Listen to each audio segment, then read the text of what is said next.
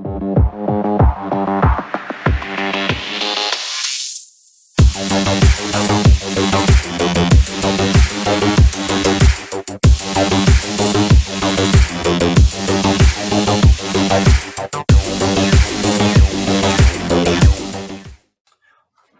to another episode of the Minotaur's Maze.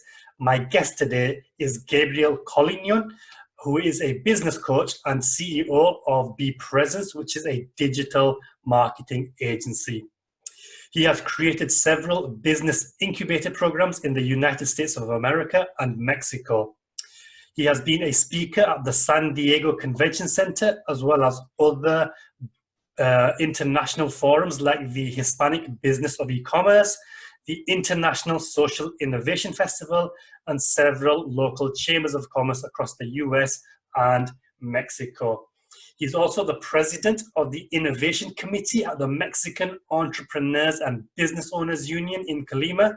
And finally, he is the author of an Amazon bestseller called Thorns to be Thankful For, and has been featured in the book 101 Toastmasters around the world. Gabriel, thank you for being here and welcome. Well, thank you very much for inviting me, and I'm really excited to be here. Excellent, brilliant. So just to kick things off, could you just give us a quick, brief background about yourself and what you've done so far? Well, other than what you said, I'm a happily married husband. I have 2 kids. I married with my high school sweetheart. We've been married for 11 years now, and since we started dating, it's 22 years now. Wow. So yeah, we've been together for a long time. And I help entrepreneurs and business owners to grow their business so that they can have more time with their family. So I'm very family business oriented, and that's my passion. Like you said, I'm also a CEO of a digital marketing agency, but my legacy is coaching entrepreneurs so they can spend more time in things that really matter the most. Brilliant. And just then, in terms of your own entrepreneurship journey, when and how did that start? And just give us a little bit about how you got started as an entrepreneur yourself. Well, my mom and dad are entrepreneurs, so I started really young. I didn't. We didn't have such much money when I was young, so I started selling everything with my mom. We went to flea markets, anything that she could find, we sold it. And that's how I really got started. I was really young and I started just buying and selling stuff. But then when I went to university, I started working for the university as the PR and admissions, in the PR and admissions department. Mm-hmm. And that's where I started giving some conferences and public speaking. Then I finished my university and I just went on my own. I started my first company, which was called AKB Solutions. And it was a tough journey because you're young and you're trying to eat the whole world. So I went to small businesses and trying to help them grow their business and start with websites. I started making websites. Right. In 1998. Wow. So yeah, it was a long time ago. And well, long story short, the business was a failure as a business, but I learned a lot. So I recharged and I started again and then again. And now, I have my company for 17 years now. Wow. So it's been a rough path, but it's been really exciting, and I started coaching 12 years ago. Okay. So I started in consulting, but it wasn't working for me. I was more a personal attention kind of guy, and I got a lot involved into small business owners, in the personal arena and also the business. So I started figuring out I wasn't only a consultant, because I didn't just to go there, give a solution and then step back. And it was more like a personal attention thing. And I still have my business and I run it and I'm the CEO of it, but that's my business, my legacy, the thing that I really like to do, and that I know it has true and really great implications for business owners is helping them have more time with their family. So that's Brilliant. basically it. Brilliant. So when you obviously first started, you said you went through a lot of struggle, but what was your mindset like when you first started? I mean, did you have fears and doubts? If so, what did you do to overcome them? And then how did that journey progress as you went along? Well, at the beginning, when it was like the real beginning about internet marketing, and all the hypey stuff that comes around it. And I was young. I was 22, 23 years old, and I wanted to have a side revenue just by, I don't know, creating websites and then just charging month to month. And you got all this mindset that you're going to become rich quickly and that everything's going to be easy. And I think that's what affected me the most, that I didn't had the right mindset of the things and the challenges that were coming, and I wasn't real about it. I was just buying all the hypey stuff, and it affected me a lot because I wasn't really able to get to that point. What I did to overcome it, well, it was hard, but I share a lot with my wife, and we were not married then, but we were together, and I was telling her, this is happening and this is happening, and I just can't meet the goal. And she helped me a lot. You need to have someone that helps you be accountable. And she was the one who started, okay, this is not the path, and you are hard, you like working hard. Why do you want things easy? And that's when I realized, I love to work. I love to go out and talk to people, and I love helping them. And I wanted things easy. So it was like one idea was against with the other. So I just, you just need to, I don't know, start blank. That's why I ended my company, and I need a fresh start. And I need a fresh start with a new mindset. I love fresh starts, and right now, like every 3 months, I kind of get rid of all my papers, and I try to stay again. And okay, all right, this was a strategy, and I went this way, which is wrong. I need to go this path, and I need to finish this and that. Because me, like, I think like everybody else, but I don't know everybody else, but I procrastinate. It's like, okay, I'm gonna do this and that, and then you get into an operations mode. And I start working in my business instead of on my business. And then every 3 months for me, it's great to just throw everything away and then get okay, this worked, this didn't work. Let's continue doing what really works instead of just, oh, this is a new thing. Oh, this is a shiny object. And I don't like being distracted. So I try to do that as often as possible. And it has helped me stay on track. Brilliant. So at the moment, then you're running the digital marketing agency, and you're doing the coaching as well. So how are you finding the balance between those two things? I mean, is it intertwined, or are they two separate businesses altogether? How are you managing that balance? Well, they are separate, but at the same time, there's a moment in which they come together. Because a lot of my clients start like hiring in the digital agency, and then they want some personal attention. No? They know me, they know what I do, they know the coaching, and they're like, okay, yeah, I want to grow my business, and you're helping me with my website and my social media and Facebook ads and everything. But I want more harmony in my world.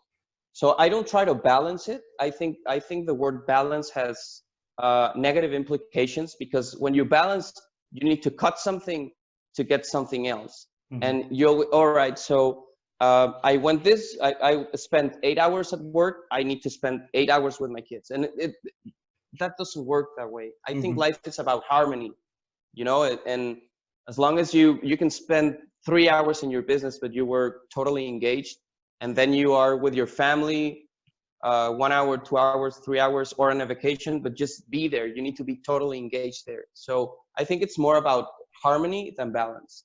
And that's how I look at my world, at my business, and at my life with my wife and my kids, Brilliant. So, I mean, some of the clients that you coach, like who do you have a target market, or is it open to anyone?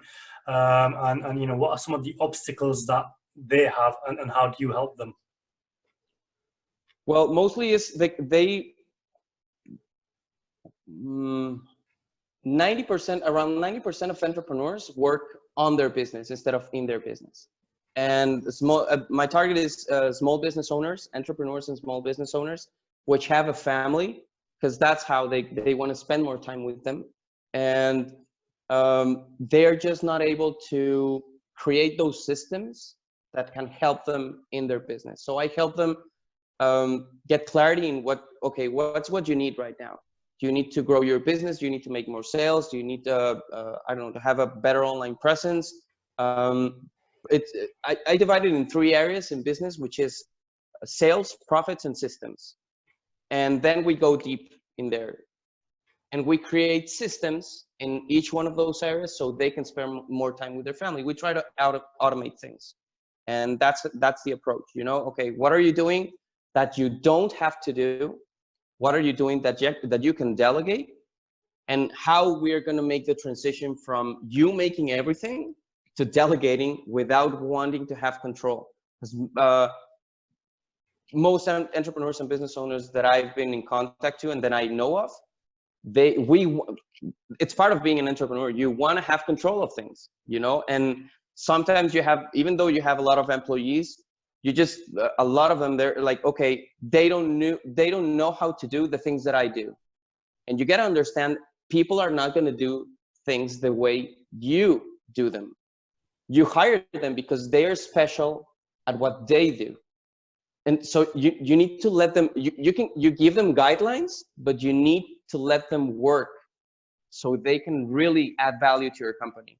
And that's kind of a big struggle with entrepreneurs, you know, because, okay, I want this, but I want it like this, and this. All right, so you're not taking advantage of everything that person has to offer. Give them some guidelines, and then just manage them. Get some goals and sit with them and tell them what they did wrong, how can they get better, and just let them work. Mm-hmm. So does that come down to a mindset issue, or is it just an operation kind of thing? You know, what's the biggest obstacle for owners like that who struggle to delegate tasks to their employees or other members? It's a mindset issue. It's 80% of it. It's a mindset issue, because control comes from the mind. I need to do things the way I want to do. And I understand it's your business, it's your baby, you started it. But the reality is that if you want to grow, you can stay the way you are, you know, and you can spend still a lot of time in your business. But if you want to level up, if you want to grow, you need to change your mindset. Because at the beginning, most probably you started with nothing, and you started by yourself. And that's why you want to control everything, because you know what can come wrong. And you want to control it, and you want to control the outcome, and you want to control everything. And it's kind of a mindset, say, all right, you are here, you really want to level up. All right, you need to do this, and you need to change your mindset and how you are right now if you want to grow. You know, it's just like a bodybuilding or just exercising. You want to grow your muscle, you're going to break it first so fibers can get together again and it grows. If you right now are at this point and you haven't been able to get to the point that you want to go, you need to change. Mm-hmm. And in order to change, you need to change first your mindset. So yeah, it's 80% mindset and 20% operational. Brilliant. So what do you do then to help them change their mindset? And, you know, how difficult is it? Because obviously, you know, entrepreneurs and business owners can be quite stubborn. So what are some of the techniques and strategies that you use? And you know, tell us about some of the results that you've had. Okay, I think I try to make a very simple approach, and it's like, all right, what are your goals? Where do you want to go? Because it's not about me, it's about them. You know, it's not about, okay, I can take you to double your sales. That's not how it works. Mm-hmm. What's what you want to accomplish right now, where you are standing right now, and then we start working on really internalizing and acknowledging where they really are. because also entrepreneurs, we think we're someplace, but we really aren't there. You know, it's, yeah, we have this idea, all right, I've been doing this, and that, and I have accomplished all this, and I'm Superman right now. Okay, let's see why you're Superman right now, and why do you think you are here? And it's all about acknowledgement. You need to acknowledge where you are at the beginning. And then when you're real about it, then we need to project, where do you want to go? So what are the steps? And we see, look, we started in the business, like we first focus in the business and sales, profits, and systems. But we also focus on bond, connection with yourself, connection with your family, and connection with others, because that's a very important part of your life. And then we also, the other B is being, your mind, your body, and how do you balance them? So we look at those three areas: business, being, and bond. And we internalize, we start by really acknowledging where they are and where they want to be in each one of those areas. And then we focus only on three, because you can't focus on everything. You know, it's just a continuous improvement. It's continuous development. All right, right now I'm not spending a lot of time with my wife, and I want to start going out with her. When I want to start connecting with her. All right, what do you do right now to connect with her? Okay, I do this, and that. What's happening with her? Talk to her also, because this is a relationship. What is she kind of expecting? What do you guys like to do together? All right, we would like to go out 3 times a week. Okay, what do you need to do, and what do you need to change in the other areas so you can have that time? So we start, it's just like moving the pieces of the puzzle. You know, everybody has different goals. Everybody wants to accomplish different things. And that's how we start. We start by where you are, where you want to be, and then we start moving the pieces. Brilliant. So obviously earlier you mentioned that, you know, you automate tasks for business owners. Can you give us some examples of, you know, what kind of systems you implement that are automated, and how do they save time for the entrepreneur business owner? Okay, yeah. Not all business, not all systems, it's about automation. Some, we can automate some stuff, but it's really about the process, the system, where it starts and when it has to end. For example, right now I have a client that he sells to the government, and he just takes any proposal and start making proposals to the government. But on his plant, they don't have a system to go through those proposals.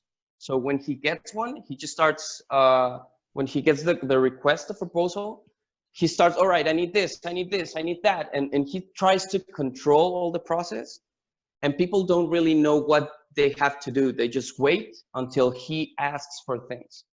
So what we're doing right now is we are creating a system from the request of proposal till you give the proposal. And what does each of the departments need to have? So we kind of broke the last 10, 20 proposals and see what is the common in all of those for each area. And now we are preparing each area to have that information month to month. That way, that's how we automate a process. And that way, when the next request of proposal comes in, each area knows what they need to have, and they already do it month to month. So we're trying to automate the processes in each one of the areas and how they collect all the information so they can make the proposal. So it depends on each one of on each business, and of course what the entrepreneurs needs at that moment. And my focus is not on the business, but on the entrepreneur, on the business owner. What they need to do so they can have more time, and then we go down. It's not just getting at the beginning of the business, all right, you need this system, this.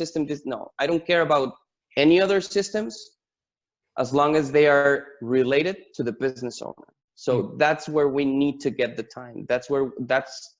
We need to work on them, and then it goes down. Okay, so obviously you work on the entrepreneurs. So how important is self-esteem in being an entrepreneur and being a business owner? And how have you worked with possibly clients that have had low self-esteem to increase it? it's super important, because as an entrepreneur, you are the one who approach your clients. Maybe if you started from scratch, you were the one who started making sales, and you were the customer service department, and you were the everything department. You do everything, but you cannot give your best if you are not your best with yourself. So we try to be the best with everybody else, and we try to be the best with our families and with our spouse and with our kids and with our clients. But if you're not okay, everything's going it's going to go downwards. Because if you don't have if you don't believe in yourself, any client can just win a negotiation. If you're not good with yourself, you're not going to show your kids and your spouse how much you love them if you don't love yourself. So you need to first start with yourself. That's why in the process of automating, of helping them grow their business, on anything, on their mindset, their body, or their connections, we always start by where they are, where you are. And if at that point you are like, okay, yeah, my business is not good, and I don't worth anything, and things are not going right, then we need to start with you. Okay, how far have you come? You need to realize how far you come. What are you good at? And a lot of self-esteem also comes because if you want to control everything, you start doing things you're really not good at. So the outcome is not the one that you're expecting. If you're not a good salesperson and you're doing sales, instead of allowing your team do the sales or hiring someone to do that, your self-esteem is going to go down because you're going to just feel rejected and rejected and rejected. Some entrepreneurs, we love selling and we don't care about getting rejected. But some others, they do. It's a very soft tissue that you have. All right, so don't do it. It's affecting you. And if it affects you, it's going to affect your income. It's going to affect your business. It's going to affect your relationships. It's going to affect your kids. So some entrepreneurs are just say, all right, my kid is not doing well right now, and I need to focus on the business and I need to focus on my kids. But okay, how are you? I'm not feeling good. Well, you're transmitting that to your kid. Kids are just the mirror of what we are. So people know, we can feel when someone is not okay. So you need to be at your best. You need to be confident. You need to love yourself so you can love others. Okay, so for those that are sitting on the fence that maybe want to start a business, want to get into entrepreneurship, but they've got low self-esteem, what recommendations would you have for them to increase their self-esteem, and what steps should they take to become an entrepreneur or business owner? Well, I think that the best thing you can do is to start something that you love, because and I know there's a whole I don't know, a lot of coaches and speakers, and they talk about do what you're passionate about. And I understand not everybody has that opportunity. We can all do it. We can all just stop everything and say goodbye to our job and then try to do what we're passionate about. But not everything you're passionate about, it's going to make business, So you have to really know yourself. And I don't know, if you love something that you are not going to be able to make profit, then just do it as a hobby. And that, just doing that, to make the time to do that, is going to increase your self-esteem, because you're going to have time for yourself. You want to increase your self-esteem, have time for yourself to do things that you love. That's going to help you be a better person. It's just focusing on yourself. And then also give yourself time for the ones that you love. That way, your self-esteem is going to grow. It's not that hard to help yourself and your self-esteem. It's like maybe you started getting bored. Maybe you started doing something you don't like to do, and maybe you just are not getting the outcomes you want. Then look for small things that are going to give you the outcomes that you want. If that's a hobby, is that a passion? And there's no other way than just you need to start knowing yourself. And to know yourself, you need to meditate, you need to talk to yourself. And it's not about motivation. Others, I'm going to listen to this talk so they can motivate me. The only way for motivation is yourself. Nobody can motivate you. Motivation comes from within. You can get inspired by other people. So follow some people that inspire you, but you need to motivate yourself. So, and you need to make power routines. Power routines, what it is that? Wake up in the morning and say to yourself that you're good, that you're going to do better, and that you love yourself and that you love the ones around you. And that's how you start just making a 1-degree shift. So in the long run, you are head away from others, you know. So have you yourself had periods of low self-esteem and low confidence? If so, what did you do to overcome those periods? I just pushed myself, honestly. High school, I was kind of an introvert, and most of my life, I like people, I like things that most people don't, you know, and my surroundings, a lot of people here in Mexico, I was born and raised in Mexico, and a lot of people love soccer. And I'm not a soccer guy, honestly. And all my friends were in the soccer team, and everybody was expected to be in the soccer team and playing and everything. And I don't. I started doing a martial art called judo, and it's just yourself against another. So it wasn't like, oh, a very team player there. And I started pushing myself. All right, I need to grow. I need to get in contact with other people. So in high school, in secondary school, I tried for the soccer team, and I was in the best team, but I was in Mexico, it's the A and the B team. I was in the B team, and I was on the bench, and I started just pushing myself. But I also did something that I liked. I was pushed in judo, which I loved it, and I was pushing myself in other things that I wasn't comfortable of. So you need to do both. You need to do something that really you love, so you can get your self-esteem better, but you need to also push yourself out of your comfort zone and do something about it. Just complaining is not going to help you at all. Okay, so talk to me about your speaking experience. So obviously you've spoken at big events now. You've been at the Toastmasters, but what were you like at the start? Did you have a fear of speaking? And you just talk to us about that. I wasn't really afraid of speaking. I just well, at the beginning I was, because I started speaking when I got my first job at the university in the admissions department. We went to all the high schools in the area and talked about the university in front of, I don't know, it could be 50 to 300 high school kids, which high school is the worst place you need to be, in front of talking to them, because they just destroy you if you don't say something right. How do you look? What are you wearing? Everything.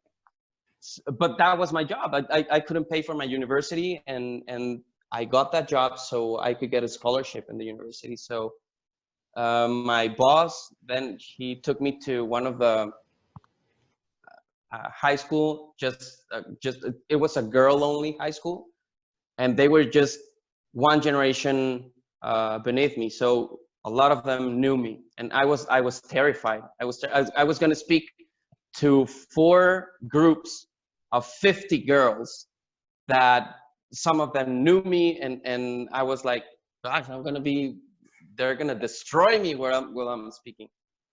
And I talked to my boss, and I was like, you know what? I don't want to do this. And he said, all right, don't worry about it. You're not going to do this. Just listen to the other guys talk. And I was just standing there, and he just did it. He just ripped the Band-Aid. In front of everybody, he was like, oh, and now Gabriel's going to talk to you about his experience in the university. And I was like, what? You just told me I wasn't going to do that? And that was the way to rip off the Band-Aid, and it was my biggest fear were people that I was going to get judged. I was really afraid of talking there, and I just did it. What happened? Nothing happened. Yeah, some of them destroyed me, and just, I went out, I finished my first speaking engagement, and I was like, this isn't that hard. And then it was the next group, and then it was the next group. And that morning I spoke 4 groups of just girls in high school. At the end, I was just comfortable with it. And after that, I think, well, I was at that job for about 8 years. And every year I spoke to around 4,000 to 5,000 high school and also their parents. So it just started, came natural. You know, you need to just do it to overcome the fear. And it really, nothing's going to happen. Whatever you're afraid of, unless you're not going to take a big risk on yourself. But what I'm saying is something that you're afraid of that just is stopping you to move forward. You just need to do it. You do it once and you're going to say, oh, I was the worst. I thought my speech was horrible. And by the end of the day, my boss told me, you know, it was great. I know I wasn't great, but he just encouraged me. So get an accountability partner. You need to talk to someone and invite them to just give you some feedback. You need to be open to the feedback and the next one and the next one and the next one. And that's, I think everybody that has spoken on a stage, they started that way. I don't think anybody was at all afraid of the people they're going to talk to. Nah, you know, I still, when I go to a stage, when I talk in front of someone, even like right now, I get butterflies in my stomach. I do, and I love that feeling. It's like, it's just, it empowers me. It's that adrenaline, just like, you know, it feels great. So you just need to do that. You need to break that fear. So you're pretty comfortable and confident speaking anyway. So what made you decide to join Toastmasters, and what was the transformation like during that period of going through the Toastmasters club? I moved from Mexico to San Diego, California, and because my girlfriend, now my wife, was there, and I left everything behind and I started from scratch there. And someone in my family told me that they knew a teacher at the University of California in San Diego. And I talked to him and he was like, well, you know, I'm part of a group that's called Toastmasters, and we just get better as speakers and the table topics. And he just started telling me all this about, and at the beginning I was like, come on, I've spoken to thousands and thousands of people right now, and what am I going to learn? Because, you know, 8 years talking to parents and kids and everything, I already had experience. But he invited me to the first one, and I was so amazed. I was used to talk without a structure, and Toastmaster helped me a lot to get some structure to what I was speaking about. And I was doing it just on automatic, you know. I knew how to speak, and you could give me a topic and I could just develop it, but there was really no formal structure to it. And Toastmaster helped me a lot to, you know, this is the opening and these are the ways that you can engage. And even though I did some of them, I wasn't conscious. I wasn't really aware I was doing those things and why I was doing them. My boss did them. He showed me how, and I'm pretty sure he knew why the opening was like that and why we need to close like this, but I wasn't really aware of it. And Toastmasters helped me a lot. Not only structuring my speaking engagements and the topics that I want to talk about, but they're just such a great community. You know, I started getting involved into coach in the youth leadership program, coaching kids in high schools, and the experience is amazing. It's amazing. It's such a great community. They helped me a lot also I didn't know no one in San Diego, and they were such a great community. And I was able to also be in touch in other chapters of Toastmasters in San Diego, and they're all great. You know, it was not just my chapter. I was at Del Mar Toastmasters chapter, but others, they were just amazing. And what impact did that have on your self-esteem and confidence as you got a better speaker? Did that increase as well? Did the two go together? Tell us a bit about that. Definitely, because they are so supportive. They don't nag you when you do things wrong. They tell you that you're doing it wrong, and they tell you why and how you can improve. And that's great for your confidence and your self-esteem. Just again, you need to have someone that helps you be accountable of your things, and that is really objective. And the good thing about Toastmasters, that it's a community. It's not just one person that, oh, okay, my impression is that you didn't say it right because this. No, okay, you get feedback from a lot of them, and maybe you're not really how do you say it? You don't like what one tells you, the feedback that one tells you, because he's more technical. He doesn't speak the same way that you speak. But maybe another person there, he's more your style, and he's also telling you, all right, you can improve this way and this way, and you just need to get all the feedback. And they're great. They have such a good heart, and people tell you what you're doing wrong because they want you to improve. That's something that it's amazing. It's not, okay, I'm gonna tell you you're wrong because I am better than you, and I'm gonna be better than you. No, they want you to move up. They don't want you to stay like you are. And that's great for your confidence. You need to get, if you have the opportunity to join a club that helps you be a better person, by all means, please do it. Toastmaster was for me a great group, and I'm so grateful with them. Really, I am. Brilliant. And obviously there's people out there who are pretty good speakers, even public speakers in front of events, but when it comes to talking on camera, they just can't do it. Why do you think that is? And what are some tips that you could give them to get over, being shy on camera? Okay, it happened to me, to be honest. It's when you're going into a stage, if you haven't experienced it, it's just the energy, everything. You go there and you're looking at people, and what's amazing is you're just observing if someone is, I don't know, just damn, I'm boring, and someone is laughing, and that's amazing. That's an amazing immediate feedback, and you can turn your talk or your speak real fast, and it's great. And it's people are just giving you feedback all the time. That's why I think it's so sometimes for us easy to do that, because if you started wrong, you can just change it in that moment and then get into a right path.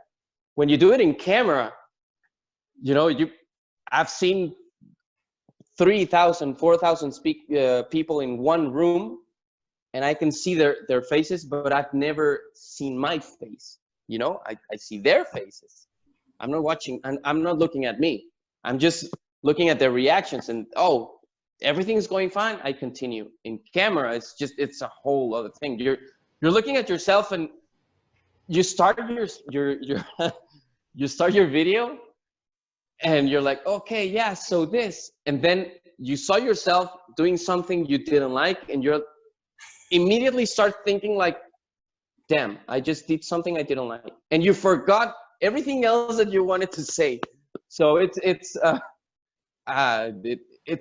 tough, and it's really different. It doesn't matter if you're the most experienced speaker in the world.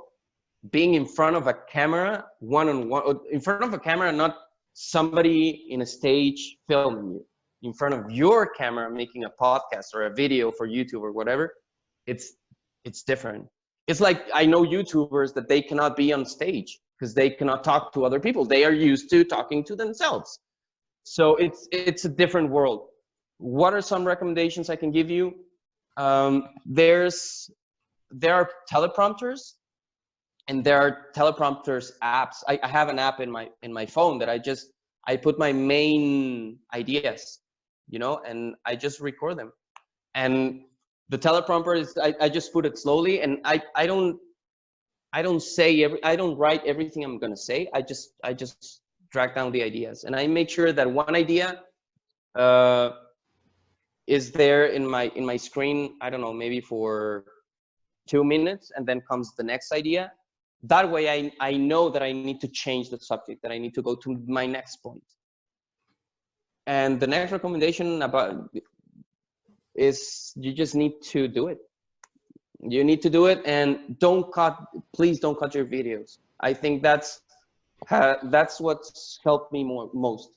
Not cutting my videos, because you're talking and then you're, oh no, I didn't like it, and then you stop it. You know you can screw up because you can put stop.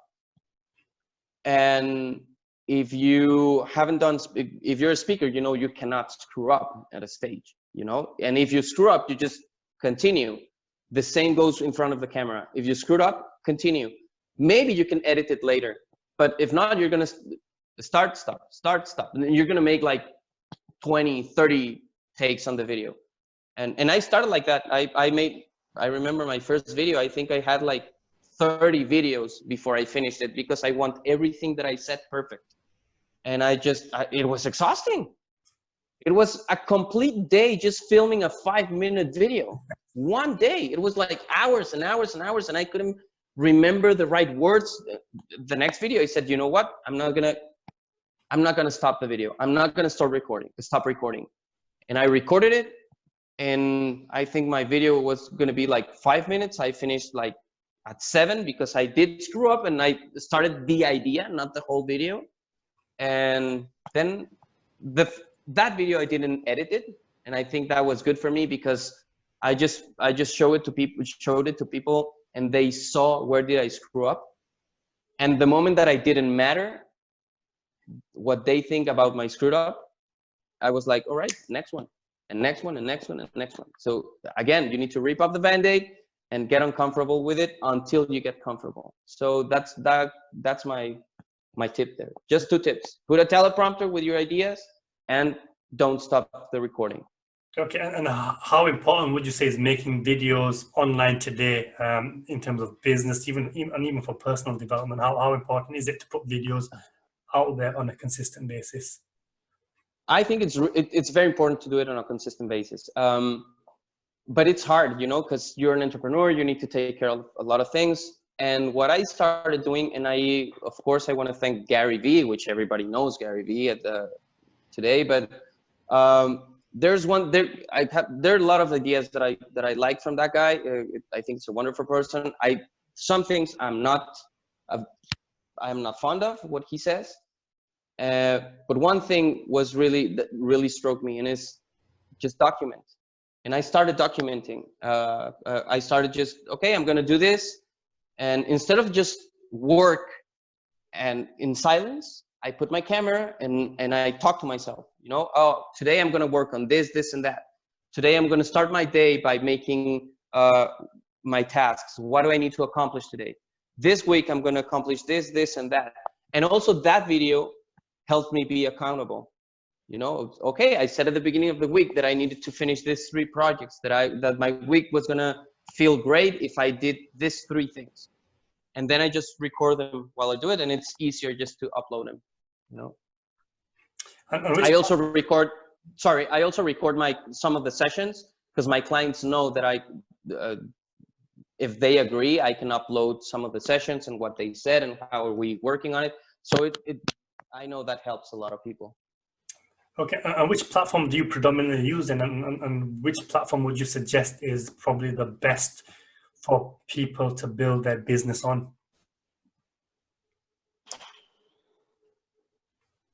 I think it depends on your market, but you're definitely not going to go wrong with Facebook, because there are millions of people in Facebook. If you want your video also to last longer, by all means also upload it to YouTube, you know, because it's going to be there forever. And Facebook, we don't know. Instagram, we don't know. Pinterest, we don't know. LinkedIn, we don't know. So my recommendation is, if you have all platforms, it takes nothing to upload them. You know, you just record the video and get into each one, put it, upload, and continue with your day. If you can post it everywhere, post it everywhere. I have 2 accounts. For example, I have 2 social media accounts for every platform. One is in English and one is in Spanish. All right. Okay. So it takes a lot of my time just for example, I make a video. At the beginning, I was making a video in English and then making it in Spanish, and then uploading it to Facebook, Twitter, LinkedIn, Pinterest. I'm in every social network that there's out there. I have an account, but I just realized, but it doesn't have to be that way. Also, if I'm recording a video in English today, or I have a session with an English speaker client, I just upload that.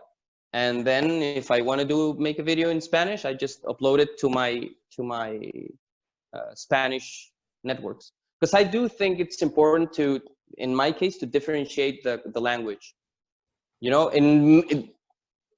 It doesn't matter what from where you see it, what angle you're taking. Language is everything. If you want keywords, if you want search terms, key phrases, it's different in English and Spanish. And of course, someone that speaks English and follows you in social media, he just doesn't expect to see a video in Spanish. I started by mixing languages in my same social networks, and it was honestly a mess. Some people didn't like it. So what I did, I differentiate both. But by all means, if you're making a video, it takes 5 minutes just to upload it to every social network. Excellent. Okay, so before we wrap things up, you're the president of the innovation committee of the Mexican entrepreneurs. Tell us a little bit about that role and what that committee actually does. Well, we're also it's a chapter in Colima, and the entrepreneurs union, it's called Coparmex. So it's a very big association here in Mexico, and they asked for my help in some issues they were having inside the association. They needed to make some changes. They also needed to bring up more sales and everything. So I started working with the president pro bono. I just like talking to them, and he offered me to be at the innovation committee, and we just start, like, for example, right now with the pandemic,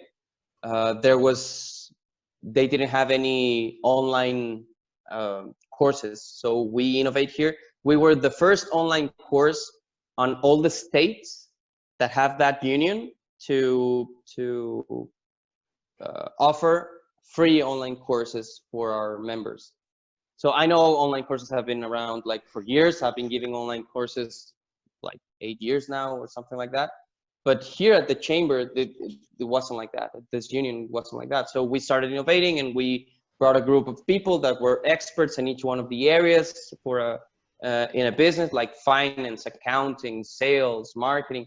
And we're just trying to help small business owners to grow their business. So that's practically it. Brilliant. And just talk to us a little bit about the book that you co-authored, which was an Amazon bestseller. What's that book about? We were several authors then. I wrote it, I don't know, it was like 8 years ago, 9 years ago, something like that.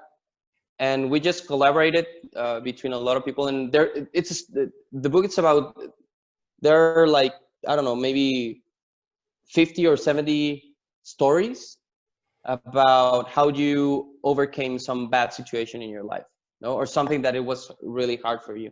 That's why the title is Thorns to be Thankful For.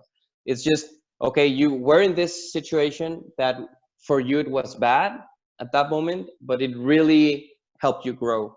And I think it was great. There are a lot of stories there that are helpful for people, and they are inspiring stories. They are how we, the co-authors, were able to make it through that difficult time and what we learned. So it was a really good experience. Brilliant. Okay, and how can people connect with you, and what exactly can you do for business owners and entrepreneurs? Okay, well, if you feel like you're stuck, that your business is not growing and you want to have more time with your family, if you spend a lot of time in your business and you're deciding most of the time when, okay, am I going on vacation or I need to stay in the business? Well, I'm staying in the business. Okay, I can help you. Let's automate, let's create systems, let's see where you need to grow, and so you can have spend more time with yourself and your family. That's basically it. You can look for me at any social network, Facebook mostly, Instagram, LinkedIn also, and you can check my website, gabrielcollignon.com. Yeah, we'll drop a link to that website and some of those channels in the comments below. It's been great having you here.